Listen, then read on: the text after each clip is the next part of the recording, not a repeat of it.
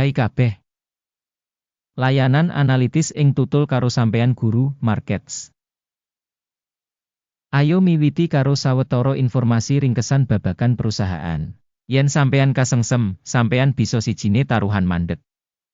Disaranake sampeyan sinau kabeh parameter organisasi sing diteliti kanthi luwih teliti. Saiki kita bakal ndeleng indikator dasar perusahaan saiki. Target Corp, ticker, TGET. Review iki adhedhasar data saiki ing 22 Mei 2025. Déning klasifikasi guru, markets organisasi target Corp kalebu subkategori. Retail produk, 35 perusahaan sing melu ing asesmen lan iki cukup wakil. Asil saka bekanggo perusahaan sing diteliti yaiku 4,5 saka 10 poin. Skor rata-rata kanggo subkategori punika 1 titik. Yen katon banget wiyar, ing pasar minangka kabeh. Sampeyan bisa ndeleng menawa asil rata-rata kanggo pasar saham AS minangka 1,9 poin. Marang 4,5 kanggo perusahaan target korporation. Kanthi bandingake gerakan rega saham perusahaan target corp lan perusahaan subkategori. Kita bisa ndeleng sing liwat 12 sasi enggo bareng target corp nuduhake dinamika minus 41,9%. 37% nglawan owah-owahan rega ing subkategori. Kapitalisasi pasar perusahaan target korporation gunggungipun 42,25 miliar dolar. Kanthi kapitalisasi subkategori 1.456 miliar dolar. Target korporation nuduhake 2,902%, iku salah siji saka perusahaan cilik ing subkategori. Regane buku perusahaan punika $14,94 miliar. Kanthi kapitalisasi buku $187 miliar, subkategori kasebut regane $187 miliar. Target corp 7,995%. Wis dibandingake enggo bareng saka pasar lan kapitalisasi imbangan, kita waca ing ngisor iki. Nuduhake target corp ing subkategori ing kasus pambiji nilai pasar yaiku 2,902%. Kapitalisasi nilai buku yaiku 7,995%. Yaiku 175% luwih saka pangsa pasar. Taksiran pangsa pasar lan kapitalisasi neraca perusahaan ing subkategori apik 1 poin. Utang perusahaan kanggo $18.978 miliar. Utang kanggo rasio nilai buku punika 127% saka usaha perusahaan. Rating utang perusahaan, olo -1 titik. Rega pasar perusahaan kanggo rasio pangentukan punika 10,1. Rata-rata ing subkategori yaiku 39,3, yaiku 74% luwih murah tinimbang ing subkategori. Nilai pasar perusahaan kanggo rasio MediaWiki dibandingake perusahaan ing subkategori apik banget, 2 terms. MediaWiki kanggo pungkasan 12 sasi ana $4.185 mayuta-yuta. Pangentukan maju kanggo sabanjur 12 sasi samestine $3.78 mayuta-yuta. Iki 9,7% kurang saka tingkat saiki. Taksiran indikator MediaWiki samestine ing comparison karo subkategori passable 0 terms.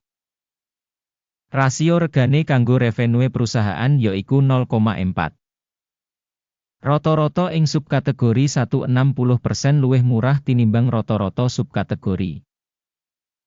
Evaluasi rega saham perusahaan kanggo rasio revenue dibandingake karo indikator subkategori apik 1 poin.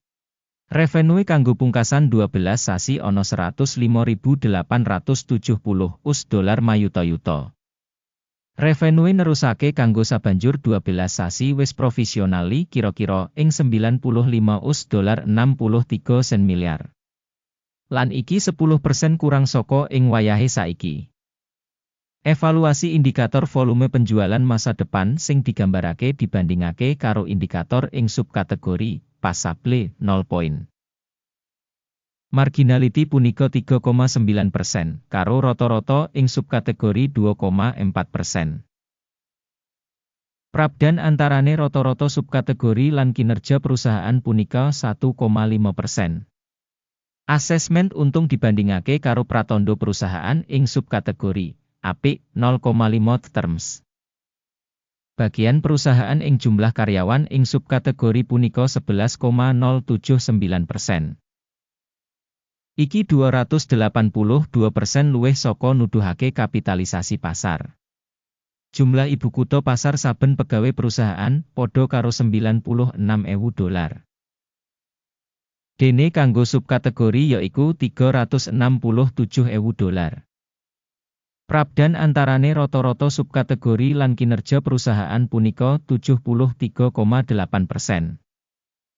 Taksiran jumlah ibu kutha pasar saben pegawai dibandingake pratandha ing subkategori apik 0,5 terms.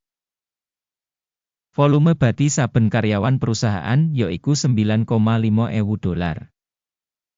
Rata-rata ing subkategori $9.03. Lan prabdan antarane rata-rata ing subkategori lan kinerja perusahaan 2%.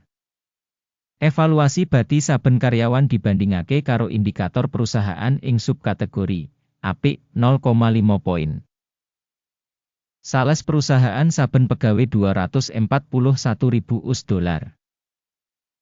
Ing subkategori ana $381.000. Prabdan antarane rata-rata subkategori lan kinerja perusahaan punika 58%. Evaluasi saka bagian revenue saben pegawai dibandingake karo pratandha perusahaan ing subkategori passable 0 terms. Volume transaksi dodolan cocok kanggo 3,7%, karo rata-rata kanggo subkategori 1,8%. Iki minangka pratandha resiko short remet bisa. Indikator resi 14 nuduhake tingkat 42% kanggo perusahaan target korporation. Dene kanggo subkategori tataran resi 14,55%.